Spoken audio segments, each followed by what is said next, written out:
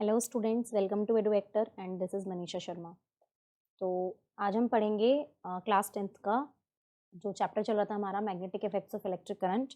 उसमें हम पढ़ेंगे इलेक्ट्रोमैग्नेटिक इंडक्शन ईएमआई। इसे हम ईएमआई भी बोलते हैं। E stands for electro, M for magnetic and induction, I for induction. Clear है? तो ये टॉपिक आपका जो सिर्फ इस क्लास में सिर्फ थोड़ा सा इसके बारे में बताया हुआ है कि व्हाट इज ईएमआई और किस किस चीज़ में ये यूज़ होता है, सिर्फ इतना ही। आगे जो आपकी फर्दर क्लासेस हैं उसमें ये बहुत ब्रॉड वे में समझाया हुआ है। क्लियर है? तो सिर्फ जितना आपके लिए सफिशिएंट है, जितना आपकी क्लास के लिए सफिशिएंट है, हम सिर्फ उतना ही पढ़ेंगे। क्लियर? अब इलेक्ट्रोमैग्नेटिक इंडक्शन, जैसे कि आपको नाम से भी पता चल रहा है, electro and magnetic means two से इसमें कहीं ना कहीं इलेक्ट्रिसिटी भी है और मैग्नेटिज्म भी है, इसीलिए इसमें इलेक्ट्रोमैग्नेट वर्ड आया है। क्लियर? तो हमें सबसे पहले वर्ड का मीनिंग समझना है कि इलेक्ट्रोमैग्नेटिक का मतलब होता क्या है। इलेक्ट्रोमैग्नेटिक का मतलब होता है कि इलेक्ट्रिसिटी प्रोड्यूस करना, इलेक्ट्रिसिटी फ्रॉम प्रोड्यूस करना किससे? मैग्नेटिज्म से। मैग्नेटिज्म से इलेक्ट्रिसिटी को प्रोड्यूस करना, उसी को हम क्या बोलते हैं? इलेक्ट्रोमैग्नेटिक मैग्नेटिज्म बोलते हैं। क्लियर है इतनी बात? ठीक है, आगे इतनी बात समझ में? तो नॉर्मल सी बात है, हमने इलेक्ट्रिक करंट का तो पढ़ लिया कि इलेक्ट्रिक करंट मैग्नेटिज्म प्रोड्यूस करता है। हमारे पास जो इलेक्ट्रिक करंट है उससे क्या प्रोड्यूस होता है? मैग्नेटिज्म प्रोड्यूस होता है। अब हमें इसमें अगर उल्टा हो जाए कि मैग्नेटिज्म से हमें करंट प्रोड्यूस कराना हो, करंट मीन्स इलेक्ट्रिसिटी प्रोड्यूस करानी हो, तो इसका मतलब क्या है? तो वो होता है हमारा ईएमआई प्रोसेस। आगे इतनी बात समझ में? तो हमें कह सकते हैं कि production of electricity from magnetism, magnetism से करंट बनाना है, मैग्नेटिज्म से इलेक्ट्रिसिटी जनरेट करानी है, उसी को हम कहते हैं इलेक्ट्रोमैग्नेटिक इंडक्शन या फिर ईएमआई। आगे इतनी बात समझ में? एग्जाम्पल है इसका कि जब एक स्ट्रेट वायर को हम ऊपर नीचे करते हैं, मेरे पास मानो कोई हॉर्स शू मैग्नेट या हम यू शेप मैग्नेट बोलते हैं। क्लियर है? अब इसके अंदर कोई स्ट्रेट वायर है और हम इसे क्या करेंगे? अप डाउन मूव करेंगे बहुत जल्दी, रैपिडली। ठीक है, दो पोल्स के बीच में। क्लियर हुई इतनी बात? तो इसके अंदर अपने आप से ही क्या होगा? मैग्नेटिज्म था हमने और सिर्फ एक स्ट्रेट वायर थी, अपने आप ही इसके अंदर करंट भी फ्लो होना स्टार्ट हो जाएगा। आगे आपको समझ में? मानो कि हमारे पास ये, मानो मेरे पास ये क्या है? मैग्नेट है। ठीक है, ये मेरे पास मैग्नेट है, ये इसका नॉर्थ पोल है, इसका साउथ पोल है। अब क्या हो रहा है कि यहाँ पे मेरे पास एक स्ट्रेट वायर है। इस स्ट्रेट वायर में मैंने क्या किया? इसे बहुत रैपिडली ऊपर नीचे अप डाउन मैंने इसे मूव कराना स्टार्ट किया। तो मैग्नेटिज्म तो थी, मतलब मैग्नेटिक फील्ड तो उसमें था ड्यू टू दिस मैग्नेट। तो उसमें क्या होगा? अपने आप ही करंट भी प्रोड्यूस होना स्टार्ट हो जाएगा और इसी को हम क्या बोलते हैं? इलेक्ट्रोमैग्नेटिक इंडक्शन या फिर हम बोलते हैं इलेक्ट्रिसिटी फ्रॉम मैग्नेटिज्म। क्लियर है इतनी बात? अब जो प्रोसेस होता है इलेक्ट्रोमैग्नेटिक इंडक्शन का, जो पूरा का पूरा प्रोसेस होता है, ये हम किस में यूज होता है? देखो, सबसे पहली बात तो जनरेटर्स, जो हम बड़े बड़े जनरेटर्स यूज करते हैं, तो उन सब में इसे यूज करते हैं, जैसे कि इलेक्ट्रिसिटी को प्रोड्यूस करने के लिए। क्या है कि इतनी इलेक्ट्रिसिटी हमारे जो कंट्री में इतनी इलेक्ट्रिसिटी प्रोड्यूस होती है, बट फिर भी वो कम रह जाती है, क्योंकि आजकल आपको देखा होगा कि मेट्रो ट्रेन्स हैं, रेल्स हैं, ये सब भी किस में चल रही हैं? बहुत सारे पावर स्टेशंस हैं, ये सब भी इलेक्ट्रिसिटी से ही चलती है। तो ये जो हमारे पास, इस तरीके से हम मैग्नेटिज्म के थ्रू भी इलेक्ट्रिसिटी जनरेट करा सकते हैं, जिससे कि जनरेटर्स हैं और जो पावर स्टेशन हैं वहाँ पर भी इलेक्ट्रिसिटी प्रोड्यूस होती रहे। क्लियर है इतनी बात? आगे समझ में? और जो भी करंट इससे प्रोड्यूस होता है, हमने क्या करा? इसका खुद का करंट नहीं था इस वायर में, जो भी करंट इसमें ये प्रोड्यूस हुआ है, इसी को हम बोलते हैं इंड्यूस्ड करंट। इंड्यूस्ड का मतलब होता है कि कोई चीज जबरदस्ती कह दें या फिर हम कह सकते हैं किसी के थ्रू कोई चीज कराई जाए, उसकी उसमें खुद की ना हो। अब मानो आपके पास ये सर्किट है और अगर मैं कहूँ कि इस सर्किट में ये बैटरी है, तो इसमें क्या हो रहा है? इसमें करंट खुद जा रहा है इस बैटरी के थ्रू। क्लियर है? लेकिन अगर हम कहें कि ये सिर्फ वायर है और इसमें करंट नहीं है, लेकिन हम जैसे तैसे करके इसमें करंट प्रोड्यूस करा दें, तो इस करंट को बोलेंगे हम इंड्यूस्ड करंट। क्लियर है? आगे इतनी बात समझ में? अब दूसरी चीज, अब मैं सिर्फ इसे गैल्वेनोमीटर को पहले इसलिए बता रही हूँ बिकॉज इसका आगे यूज है, तो आपको समझ में आ जाए। अब गैल्वेनोमीटर होता क्या है? गैल्वेनोमीटर एक्चुअल में ये पता लगाने के लिए काम में आता है, जैसे कि अभी मैंने आपको बताया कि हमने एक वायर ली और उसमें हमने मैग्नेट रख दी। अगर मैं यहाँ पे इस वायर, इसमें एक सर्किट लगा दूं या फिर इस वायर में ही मैं यहाँ पे गैल्वेनोमीटर लगा दूं जी, ठीक है, तो ये मुझे बताना स्टार्ट, अब मैं इसे ऊपर नीचे कर रही हूँ, क्लियर। अब इसमें क्या होगा, जब इसमें करंट फ्लो होना स्टार्ट हो जाएगा तब मुझे इस गैल्वेनोमीटर में पता चल जाएगा, ठीक है। तो गैल्वेनोमीटर क्या होता है, एक ऐसा इंस्ट्रूमेंट है जो डिटेक्ट करता है कि सर्किट में करंट प्रोड्यूस हो चुका है या नहीं हुआ है, क्लियर है। और हमेशा हम इसे कहाँ रखते हैं, हमेशा हम गैल्वेनोमीटर को सर्किट के सीरीज में लगाते हैं। ऐसा कुछ कलर का दिखता है ये आपके पास गैल्वेनोमीटर है, ठीक है, ये कुछ इस टाइप का दिखता है। और हमेशा इसका जो पॉइंटर होता है, हम बीच में इधर 0 है, इधर 10 20 30, इधर 10 20 20 30, क्लियर है। तो हम 0 करंट से स्टार्ट करेंगे, इसी में डिफ्लेक्शन आएगा, ठीक है, या तो ये इधर की तरफ डिफ्लेक्ट करेगा या फिर ये इधर की तरफ डिफ्लेक्ट करेगा, इस 0 से अलग हो जाएगा, तो हमें पता चल जाएगा कि इसके अंदर करंट प्रोड्यूस हो गया है, क्लियर है। आगे इतनी बात समझ में, ठीक है। और हम इसे हमेशा कहाँ लगाते हैं, इन सीरीज, हमेशा सर्किट के सीरीज में लगाते हैं, क्लियर। अभी एक सेकेंड जरा, हम इसे आपको अभी इसे करके बताएंगे कैसे। हम ये पे कर देते हैं, मानो मेरे पास ये सिंपल वायर थी, ठीक है, ये मैंने चलो यहाँ बल्ब भी लगा दिया, तो मैंने इस सर्किट के सीरीज में ही गैल्वेनोमीटर भी लगा दिया, और मैंने यहाँ पे कुछ नहीं लगाना है, हमने यहाँ पे सिर्फ और सिर्फ एक मैग्नेट लगा दी और इसे बंद कर दिया ऐसे। अब जैसे इसमें करंट स्टार्ट हो जाएगा मूव करना, ये सिर्फ नॉर्मली बताने के लिए, करंट स्टार्ट हो जाएगा मूव करना, तो क्या होगा, अगर इसमें करंट स्टार्ट होगा तब ये डिफ्लेक्शन दिखा देगा, या तो इधर चलेगा या ये इधर, ठीक है। तो हमें पता चल जाएगा कि हमने इस मैग्नेट के थ्रू क्या हुआ, करंट जनरेट कर लिया। अब मेरे पास इसका आगे जो है उसमें बताएंगे कि इलेक्ट्रोमैग्नेटिक इंडक्शन, मतलब हम मैग्नेट के थ्रू इलेक्ट्रिसिटी जनरेट तो करेंगे, क्या यूज करके, हम एक मैग्नेट यूज करके, जो मैं अभी आपको 9 छोटे छोटे से डायग्राम्स बना के दिखा रही थी। अब उसे हम थोड़ा सा परफॉर्मेंस में, मतलब कह सकते हैं कि नॉर्मली एक्सपेरिमेंटली हम इसे करके देखेंगे, ठीक है।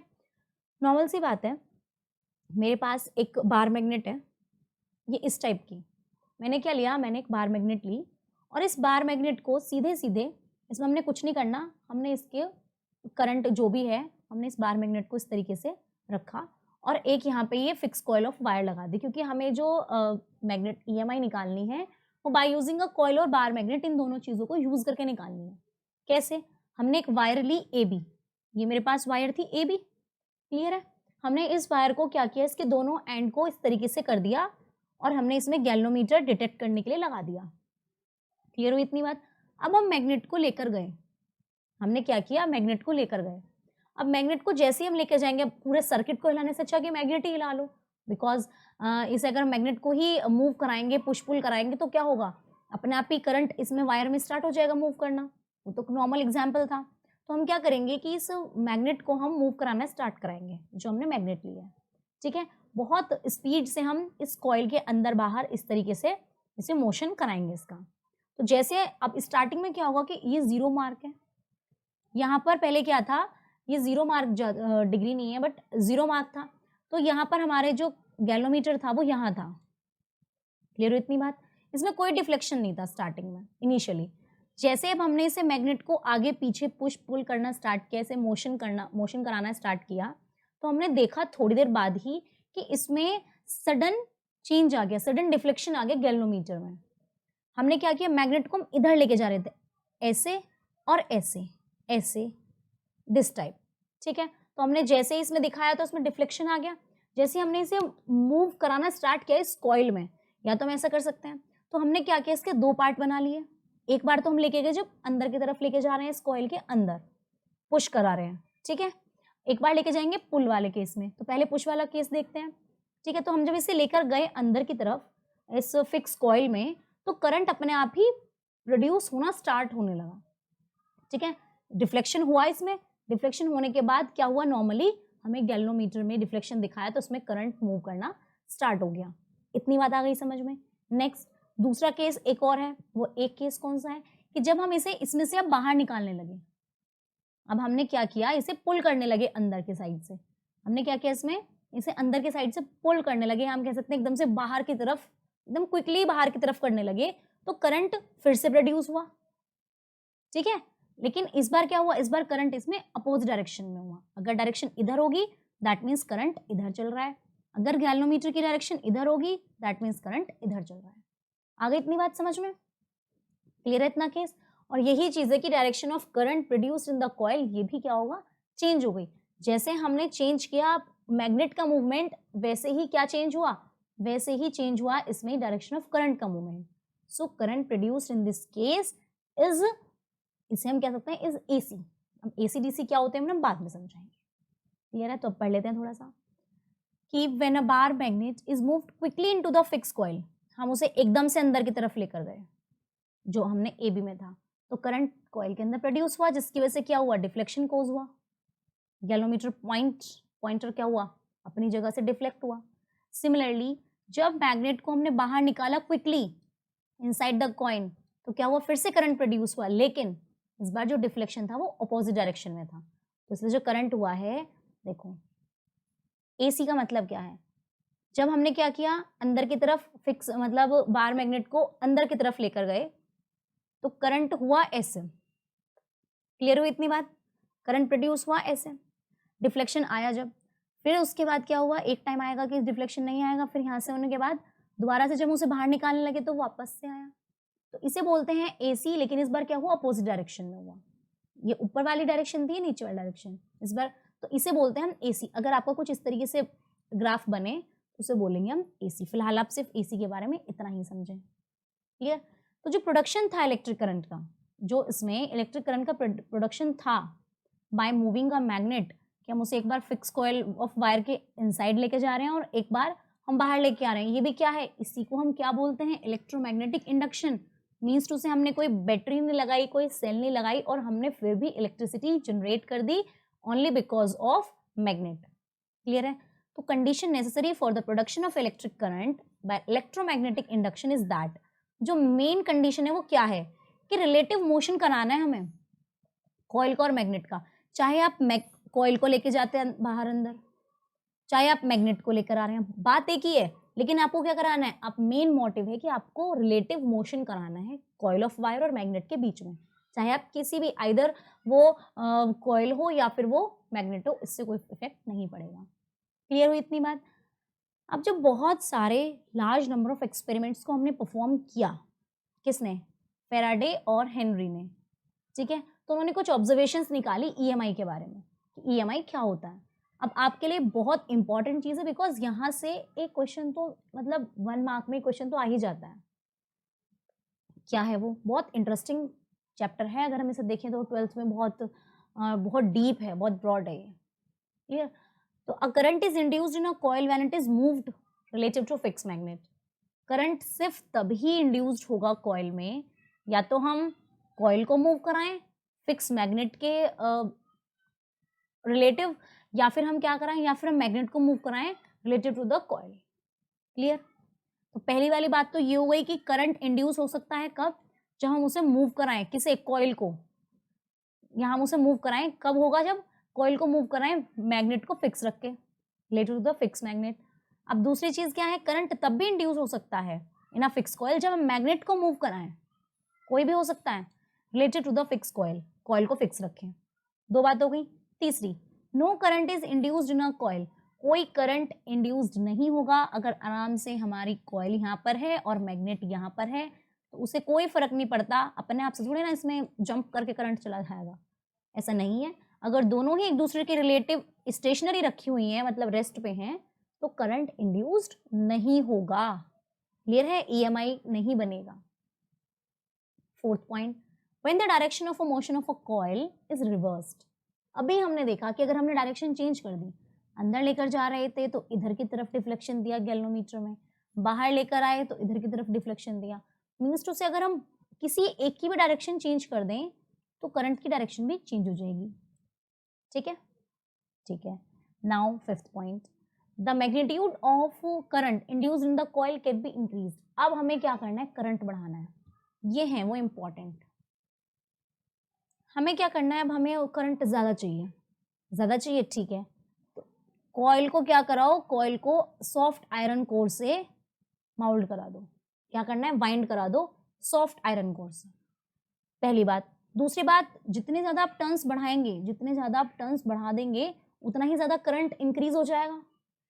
क्लियर है? क्योंकि वो मैग्नेट ज़्यादा में से जाएगी, जैसे हमारे पास ये था, तो मैग्नेट क्या हो रही है, अगर हम इन्हें और पास पास कर दें तो क्या होगा, मैग्नेट ज़्यादा में से जाएगी तो करंट ज़्यादा प्रोड्यूस होगा। अगर हम मैग्नेट की स्ट्रेंथ बढ़ा दें कि हम बहुत स्ट्रॉन्ग मैग्नेट लेके आ रहे हैं, जो हमारे पास बार मैग्नेट होती है, स्ट्रॉन्ग होती है, बहुत स्ट्रॉन्ग मैग्नेट है, तो एकदम से उससे भी हमारा करंट इंक्रीज हो जाएगा, जो भी कॉइल में इंड्यूस्ड होगा।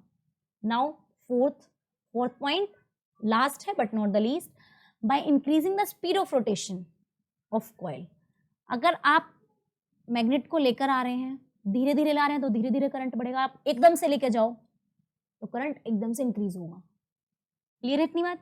आगे इतनी पॉइंट्स, ये 5 पॉइंट्स बहुत इंपॉर्टेंट है, आप इनको समझना, ठीक है।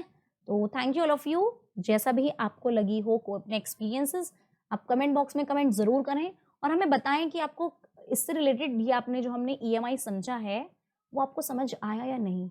इससे पहले वाले जो चैप्टर्स हैं या फिर जो टॉपिक्स हैं, अगर आपको उनमें भी कोई प्रॉब्लम हो तो आप कमेंट बॉक्स में कमेंट करना ना भूलें, ठीक है। Bye bye, take care.